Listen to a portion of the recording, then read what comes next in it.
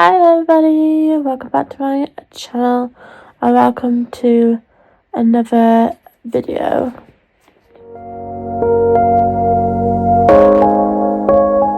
Welcome to 2025. How on earth is it 2025 already? I don't know.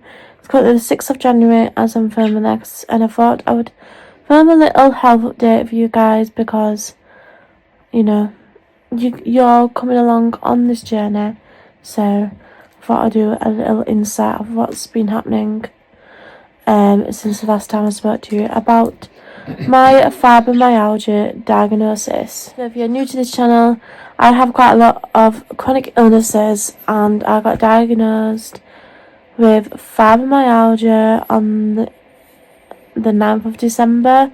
Pretty certain it's in my vlogmas, so I'll link that video down below because it gives you a little bit more of an insight of what, you know, was said, kind of thing. So I'll leave that link down below so you can go and check that video out. And in that appointment, I was told that I needed to book in for some blood tests. So I booked in for some blood tests, and I had the blood test done on New Year's Eve. Like, who on earth goes out New Year's Eve before parties type time, and like when earth goes and has a blood test done? I don't know, me, that's who goes out and gets blood tests done. I was absolutely picking it down with rain. So I had blood tests done, and I had quite a lot of bloods done. I can't remember every single blood test done, but I had a full blood count. I had like UNEs, which is like urine electrolytes, bone profile, C-reactive protein, and a bunch of different other ones. And then obviously I waited for my results, and obviously with it being New Year, people don't come back to work until like probably this week, from the 6th of January, depending what work sector you are from. So I knew it was going to be a little while before I got my results anyway, so I've just kind of waited. And I have like an app, an NHS app, where you can log in and look at like your appointment that you had with your doctors, look at your test results, and then like documentations, like letters that have been sent to doctors, and you can also look at like your medication and stuff. So I went ready to keep checking on the NHS app, so it didn't confirm. And then it came through. When did it come through? I honestly can't remember. It's certain I got a text message Friday morning saying that I need to ring up my doctors and either speak to a doctor or a nurse practitioner.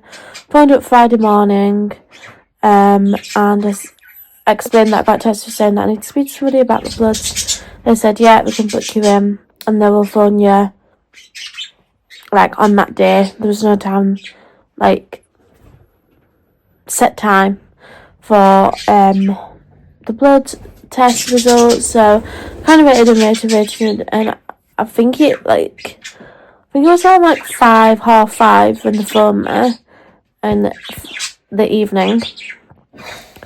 And with the NHS app, you can actually go into your results, and it'll tell you like what blood test you've had done, who requested it, where you had it done, and then it's either 3 things. So it's either satisfactory, borderline, or abnormal.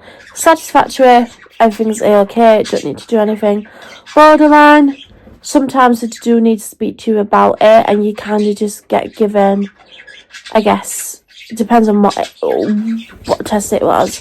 You either have the repeat blood test done again in a couple of weeks' time, and if it's still the same, then they will give you treatment.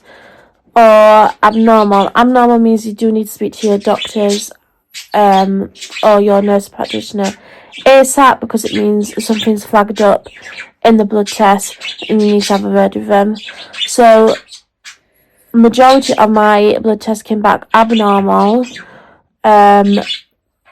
one of them was borderline, which was my vitamin D levels, which I've struggled with vitamin D levels for like a fair few years now, to be honest.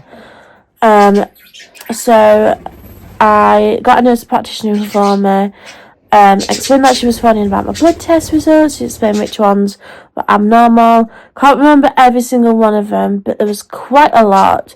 So my bone profile was abnormal, my full blood count, something to do with like my white and red blood cells, which pretty certain is to do with infections, or inflammatory in your body somewhere, but it doesn't specifically say you've got an infection in your leg or your bones are inflamed kind of thing. That's the only annoying part. We don't know until you do further tests, and then you'll find out which area of your body is inflamed or has an infection. And she said that I need to have some vitamin D supplements, like over-the-counter type ones. I'm already on a vitamin D tablet that I take regularly. It's called folic acid. I've been on that a couple of years now. So I bought some vitamin D, like over-the-counter supplements. Hopefully that helps boost it back up. And then she said one of my blood tests shows that I could potentially have arthritis. Now, when she said that, I don't know particularly if I was shocked or not shocked. I mean, kind of yes, I was shocked because, you know, I'm going along the lines of fibromyalgia type thing. I don't know if fibromyalgia and arthritis are best friends. Are they best friends? No. So, she's referring me to the rheumatologist. Now, rheumatologist deals with inflammatory bones. Oh, where are we? Rheumatology. What do they deal with? Fibromyalgia and rheumatoid arthritis. So fibromyalgia, in a nutshell, is just joint pain. Oh my god, what's it called? Rheumatoid arthritis is to do with your bones. I'm not 100% too sure. What I'll do is I'll try and put like a screenshot of what fibromyalgia and rheumatoid arthritis is.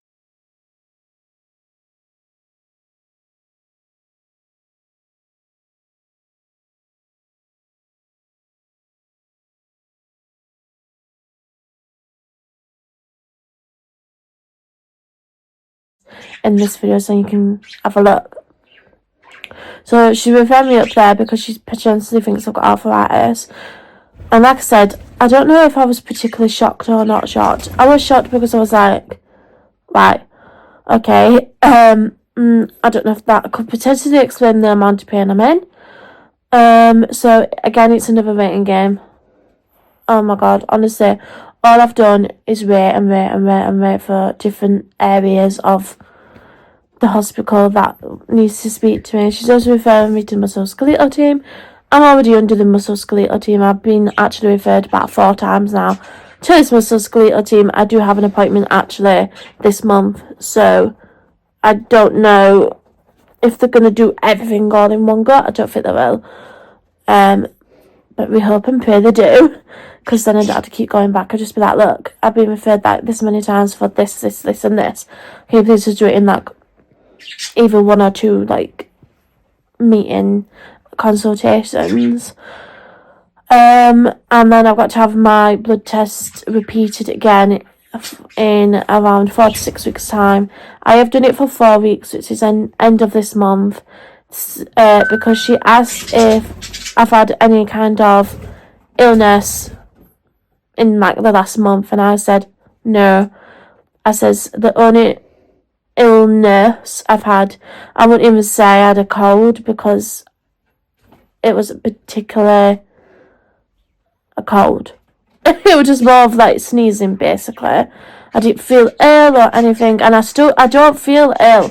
Here's the thing, I don't feel ill, but I have an infection in my body somewhere, and it kind of what is it? A flashback, is it? Yeah. To when the doctor said I had an infection in my body, I was put on antibiotics, and then I grew cysts.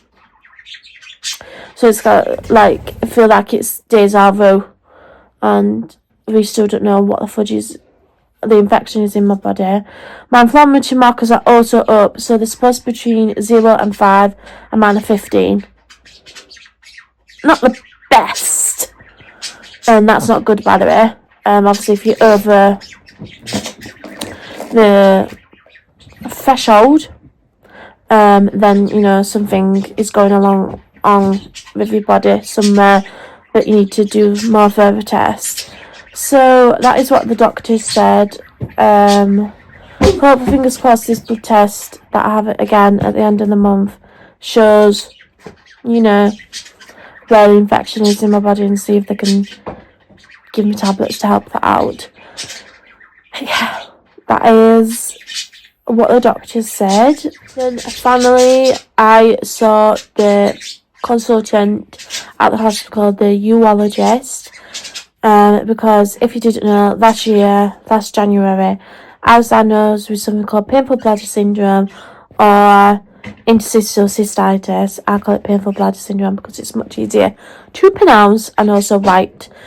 And I have been having like loads of scans and stuff, and I've been on antibiotics on and off since last January. Basically every 3 months I get given a new prescription, because we don't want to like obviously be on the same tablet for an entire year, same antibiotics I'd say, for an entire year, because then your body gets used to that tablet and it becomes resistant and it stops working basically. So every 3 months I get a new antibiotic put into my system. So I actually saw the consultant now. This is actually the first time I've seen a consultant in a year with this problem. I've always just seen just generalised nurses who have just given me like my medication or spoken to me like when I've had like a face-to-face appointment. So I had that on the 27th of December, which is mental. I did have it a couple of days after Christmas.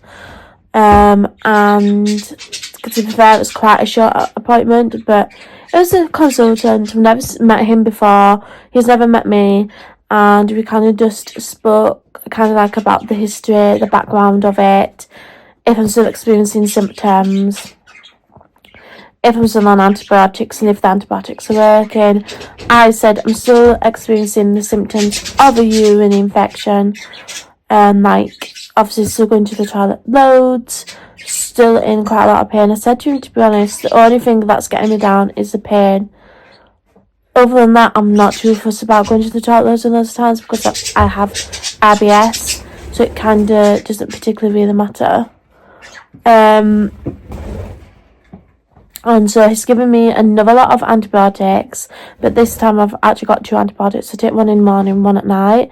I've been only taking the antibiotics at night, and this I think is like I forgot what they're called, but like I think they're called like Hipex, Hiprex. I'm pretty certain. If I can find a screenshot of what that is, I'll put in this video too. There'll be loads of screenshots in this video.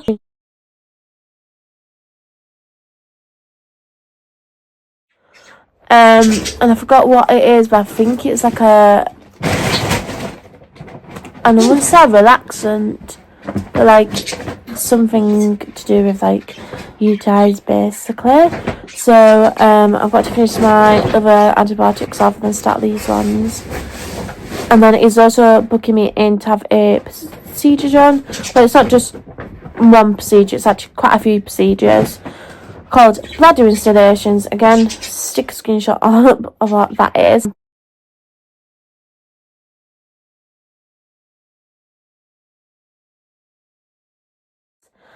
A bladder installation does sound quite torturous, and it is not a pleasant thing, even though I've never had it. But I just have a feeling, I've read it up about it, it's not a pleasant thing. Basically, it is a small catheter, or basically go up you from there, from down below, and they fill it with this special like solution type thing. They hold it in your bladder for like 15 minutes, release it, take the catheter out, and it's kind of like I think it's called like a washout type thing, where this special like solution washes out like the infection type thing, and you have that quite a number of times. And they've always said to me that even if you do go through these bladder installations, it takes up to around 4 to 6 times to you might feel a difference, and B, it might not actually even work. It just all depends on your body and how it reacts to the bladder installation. So I've got to wait for that appointment. We're not looking forward to it, but I was willing to give it a go. And that was it, to be honest. He didn't really particularly say anything else other than the bladder installation type thing. So I've got to wait for an appointment to come through that. But yeah, I'm pretty certain that's all my health updates. Yeah, don't think got anything else. I think that's mainly it, to be honest. Still in pain, still can't do a lot of stuff, like simple things like getting dressed, like my trousers, etc. Bending down to the toilet, going to the toilet is absolutely agonising pain. Getting up off the sofa, absolutely agonising pain.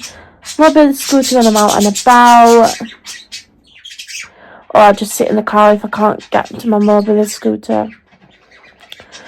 And I think that's it really. Yeah, but I've got loads of screenshots just taking this video. If you have any questions, feel free to drop them in the comments below, and I will try my best to answer them. Any question you like, and I will see you soon with another video. I'm not sure when I'm going to film next, potentially soon. I'm not sure. I think it pretty much will be a vlog. I'm sure it will be. But I just wanted to come on here, just give you a little update of what's happening. Mainly just rating times, and if I do have these appointments, then I probably will film like a TikTok vlog. So if you're not following me on TikTok, make sure you do. I'm nearly 8,000 followers on TikTok. All my social media links are down below. And yeah, if you guys enjoy it, thumbs up for me, comment down below, subscribe if you're new, unsubscribe. Please hit that notification bell, and I'll see you guys very soon. Have a nice video. Bye.